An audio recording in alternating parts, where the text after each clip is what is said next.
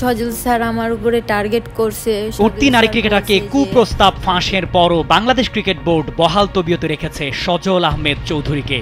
অনূর্ধ্ব ১৯ নারী দলের এই নির্বাচক বিকেএসপিতে জাতীয় লিগের ম্যাচের ফাঁকে ধরা পড়েন কালবেলার ক্যামেরায়। কালবেলা স্পোর্টসের কাছে অনূর্ধ্ব ১৮ দলের এক নারী ক্রিকেটার সজলের কুকীর্তি নিয়ে গত সপ্তাহে মুখ খোলেন। ডিজিটাল প্ল্যাটফর্মে নারী ক্রিকেটারের অভিযোগের আলোচিত সেই কন্টেন্ট দেখে দেশ বিদেশের প্রায় ২০ লাখ মানুষ। অথচ স্পর্শকাতর অভিযোগ নিয়ে বিসিবির নীরব ভূমিকা ভয় বাড়ছে ক্রিকেট মহলে। কালবেলার অনুসন্ধানে জানা গেছে গুলশান ইউথ ক্লাবের এই কর্মকর্তা অনৈতিক সম্পর্ক গড়ার জন্য তানিয়া নামের আনকোরা এক মেয়েকে প্রিমিয়ার লিগের দলে রাখেন। ম্যাচ না পাওয়ায় গুলশানের তখনকার কোচ মোহাম্মদ আশরাফুলের নামে গণমাধ্যমে অভিযোগ করেছিলেন সেই মেয়ে। সজলের বিরুদ্ধে ২৩-২৪ বছর বয়সী ওভার এইজ খেলোয়াড়দের অনূর্ধ্ব ১৮ জাতীয় টুর্নামেন্টে খেলানোর অভিযোগও আছে।